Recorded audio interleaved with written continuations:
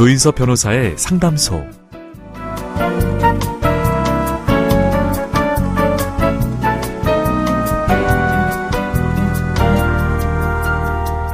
날씨가 꾸물꾸물 변덕스러운 날엔 기분이 가라앉기 쉽죠. 그런데 이런 날씨가 집중해야 할 땐 도움을 준다고 합니다. 혹시 요즘 내 인생의 날씨가 흐리게만 느껴진다면 지금이 바로 그동안 놓치고 지나간 것들을 섬세하게 살펴보기 딱 알맞은 시기라고 생각하면 어떨까요? 오늘도 당신의 편이 되겠습니다. 조인섭 변호사의 상담소 지금 바로 문을 열겠습니다. 저는 조인섭입니다.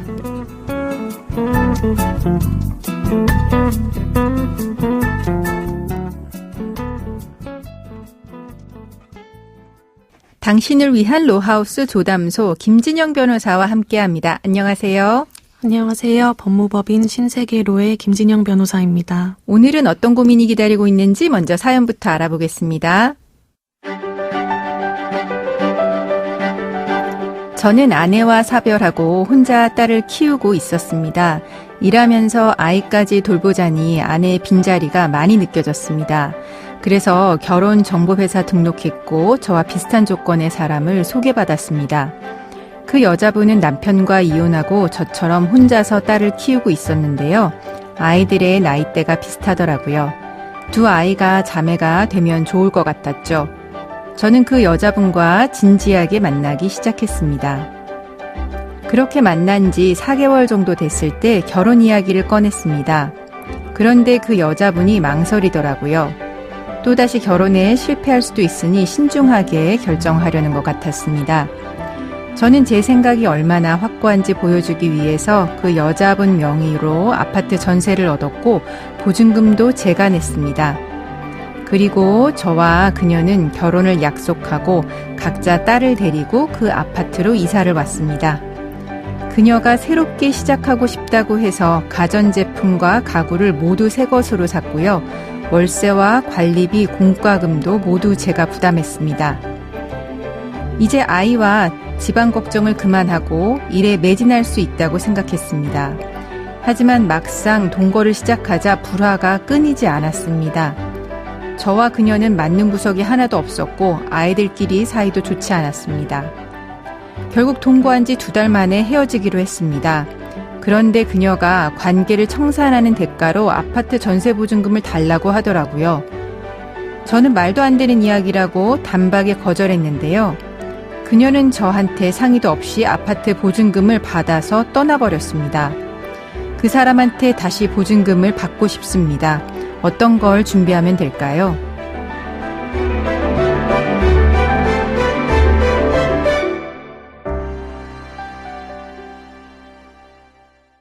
사연자분은 결혼을 약속하고 동거를 하신 걸로 보여지는데요. 이제 그러면 약혼이라고 봐도 이제 되는 건가요? 우선 약혼의 성립 조건을 알려주세요. 네, 약혼은 장차 혼인을 하기로 하는 남녀 간의 계약을 말하는 것으로 약혼이 성립하기 위해서는 혼인을 하기로 하는 당사자 사이 의사 합치만 있으면 되고 네. 약혼식과 같은 특별한 방식을 따라야 하는 건 아닙니다. 네, 그러니까 약혼식 같은 거 필요 없이 그냥 결혼하기로 약속하면 되는 거네요. 네, 그리고 반드시 명시적인 합의가 있어야 하는 것도 아니고 묵시적인 합의만으로도 약혼이 성립할 수 있습니다. 그러면 이 사안은 어떻게 될까요? 네, 그래서 이 사안의 경우 의뢰인과 상대방이 각자의 자녀와 함께 임차한 아파트로 이사를 와서 동거를 시작한 무렵에는 네. 의뢰인과 상대방 모두 약혼에 대한 의사가 명시적으로 일치했거나 네. 적어도 의뢰인이 상대방에게 청약한 약혼의 의사표시를 상대방이 외부적으로 승낙함으로써 의뢰인과 상대방 사이에 약혼에 대한 묵시적인 합의가 있던 것으로 보이기에 약혼의 성립은 인정될 것으로 보입니다. 네, 이 상담자와 상대방 사이에 묵시적인 어떤 약혼에 대한 합의가 있기 때문에 약혼으로 인정된다는 거네요. 근데 이런 상황에서 사연자분이 낸 전세보증금을 아마 본인 명의로 돼 있으니까 상대방이 수령해서 떠난 것 같은데요. 그러면 사연자분은 그 보증금은 다시 돌려받을 수 있을까요? 먼저 약혼 당사자가 혼인하겠다는 약속을 이행하지 않더라도 다른 당사자가 그 이행을 재판상 강제할 수는 없습니다. 그렇죠. 따라서 약혼은 언제라도 일방적으로 해제할 수 있고 정당한 해제 사유가 있어야만 해제할 수 있는 건 아닙니다. 네. 그 대신 약혼을 부당하게 파기한 당사자는 손해를 배상할 책임을 집니다. 이는 약혼을 해제한 당사자 일방이 과실 있는 상대방에 대해 재산상 손해나 정신상 고통에 대해 손해배상을 청구할 수 있는 권리입니다. 네, 그러니까 약혼을 강제할 수는 없으니까 이제 결혼을 하라고 누군가 강제할 수는 없으니까 약혼을 강제하진 못하지만 일방적으로 파기하면 배상은 해야 된다는 거죠. 네, 그렇습니다. 네. 또 약혼 예물을 수수한 경우에는 원상 회복으로서 상대방에게 약혼 예물의 반환도 청구할 수 있습니다. 네. 약혼 예물은 약혼의 성립을 증명하고 혼인이 성립하는 경우 당사자 내지 양가의 정리를 두텁게 할 목적으로 수수되는 것이기에 혼인의 불성립을 해제 조건으로 하는 증여와 유사한 성질을 갖는 것으로 보기 때문입니다. 그러니까 약혼 반지 같은 경우는 이제 결혼을 전제로 해서 반지를 준 거니까 약혼이 해제되면 네, 그 반지를 돌려달라 할 수 있다는 거죠. 네, 그래서 이 사안의 경우 의뢰인과 상대방 사이에 약혼이 성립했다가 결별과 동시에 약혼이 해제된 것이기에 의뢰인이 상대방을 임차인으로 하여 임대차 계약을 체결하고 나서 임대인에게 지급한 보증금은 상대방이 원상 회복으로 의뢰인에게 반환할 의무가 있다고 보입니다. 네, 그러면 이제 전세 보증금은 이제 반환을 구할 수가 있는 거네요. 그럼 만약에 사연자분이 그 여자분과 결혼을 한 상태였다라고 하면 그때는 약혼 예물을 돌려달라고 할 수는 없는 건가요? 네, 그렇습니다. 말씀드린 바와 같이 약혼 예물은 혼인이 성립하는 경우 당사자 내지 양가의 정리를 두텁게 할 목적으로 수수하는 것이기에 특별한 사정이 없는 한 일단 혼인으로서 부부관계가 성립하고 그 혼인이 상당 기간 지속된 이상 혼인이 해소되더라도 약혼 예물의 반환을 구할 수는 없습니다. 네. 다만 판례는 예외적으로 약혼 예물의 수령자 측이 혼인 당초부터 성실히 혼인을 계속할 의사가 없었고 그로 인해 혼인의 파국이 초래되었다고 인정되는 등의 특별한 사정이 있는 경우에는 신의 측이나 형평의 원칙에 비추어 혼인 불성립에 준하여 혼인 이후에도 원상회복 청구권을 인정하는 경우가 간혹 있기에 일부 사안에서는 혼인이 성립한 뒤에도 약혼 예물에 대해 원상회복을 구할 수도 있을 것으로 보입니다. 네, 네. 일단 그 기간이 짧고 네, 한쪽에 이제 유책으로 파기가 된 경우에는 그럴 수도 있다라고 하는 이야기네요.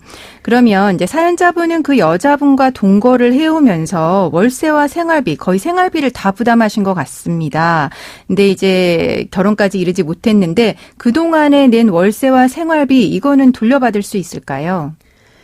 네, 말씀드린 것처럼 약혼을 해제한 당사자 일방은 상대방이 약혼을 부당하게 파기한 과실이 있는 경우에는 그 상대방을 상대로 재산상 손해에 대한 손해배상도 청구할 수 있습니다. 네. 그리고 여기에서의 재산상 손해에는 일반적으로 기존 재산의 감소를 수반하는 적극적 손해가 당연히 포함됩니다. 그렇기에 의뢰인으로서는 상대방이 약혼을 부당하게 파기해서 약혼이 해제되었다고 생각하신다면 의뢰인이 상대방과의 동거 중 부담한 월세와 생활비를 적극적 손해가 발생한 것으로 보아 상대방을 상대로 손해배상을 구할 수 있을 것으로 보입니다. 네, 그럼 이제 부당하게 파기됐는지 여부가 핵심으로 보이는데요. 사실 이 사연 같은 경우는 서로 성격이 안 맞아서 헤어지는 거라고 하면 이런 경우에는 이제 월세나 생활비 이런 부분에 대한 반환 청구는 좀 어려울 수도 있긴 하겠네요. 그러면 지금까지 상담 내용을 정리하자면 약혼은 당사자 간의 묵시적인 합의만으로도 성립이 가능하고요. 이런 약혼은 언제든지 일방적으로 해제는 할 수 있지만 다만 약혼을 부당하게 파기한 당사자는 상대방에 대해서 이제 손해배상 책임을 진다라고 하는 이야기로 정리해 주셨고요. 이 사연처럼 두 사람이 결별하면서 약혼이 해제된 경우에는 사연자분이 지급한 보증금은 돌려받을 수 있다라고 정리해 주셨습니다. 지금까지 김진영 변호사와 함께했습니다. 네, 감사합니다. 조인섭 변호사의 상담소는 유튜브를 통해서 다시 듣기 하실 수 있습니다. 궁금한 점이나 건의할 사항이 있으시면 댓글을 달아주세요.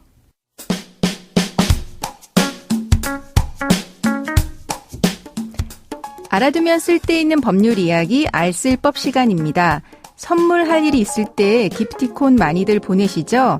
기프티콘은 스마트폰 등 모바일 기기에서 사용 가능한 상품권인데요. 기프티콘을 쓸 때 플랫폼에서 가맹점주들한테 떼가는 수수료만 5%에서 10%나 된다고 합니다. 신용카드 수수료가 1%대인 것을 생각하면 엄청나게 높은 건데요.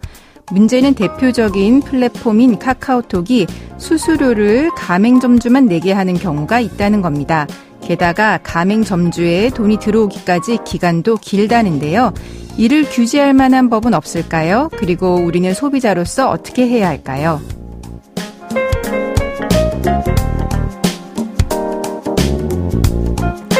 카카오는 국내 모바일 상품권 시장의 74%를 차지하고 있고 선물하기 시장의 경우 90% 이상의 점유율을 가지고 있는 것으로 추정됩니다.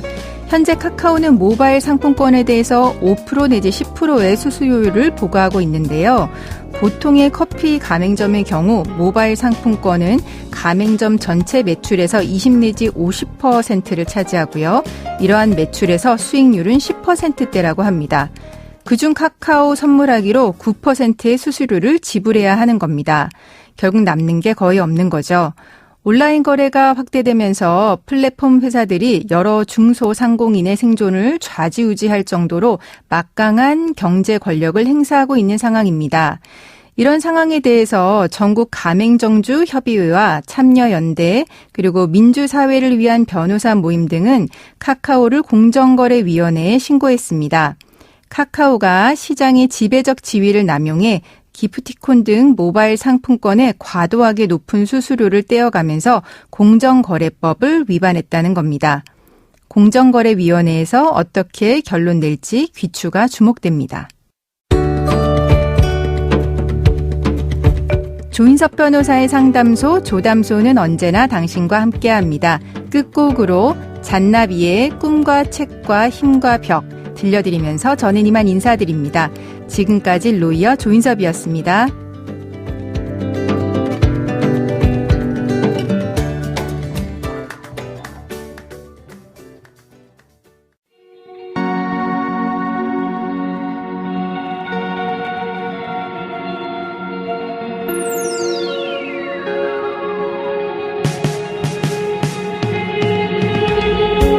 해가 뜨고 다시 지는 곳에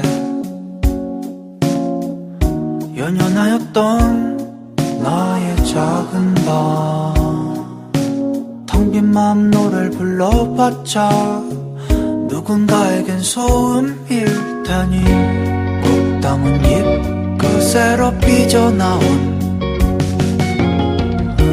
보잘것없는 나의 한숨에 들으라고 내신 숨이더냐 아버지 내게 물으시고 제발 저런 응답할 수 없었네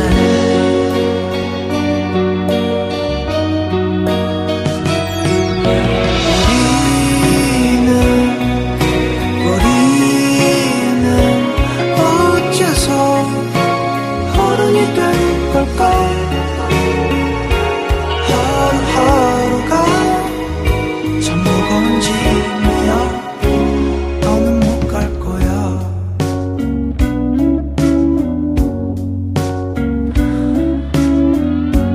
꿈과 책과 힘과 벽 사이를 눈치 보기에 바쁜 나날들 소년이여 야망을 가져라 무책임한 교권 따위에 저 바다를 호령하는 거야 자본이 없던 나의 어린 꿈 가질 수 없음을 알게 되던 날 두드러기처럼 뻗은 심술이 끝내 그 이름 더럽히고 말았네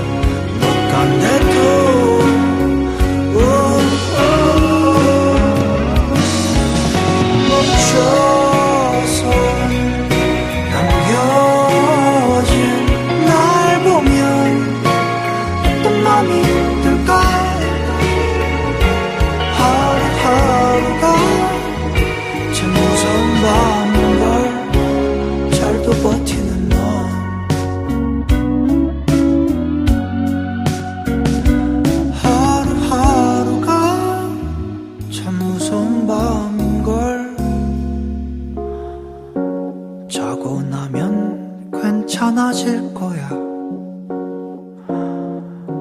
하루는 더 어른이 될 테니 무덤덤한 그 눈빛을 기억해.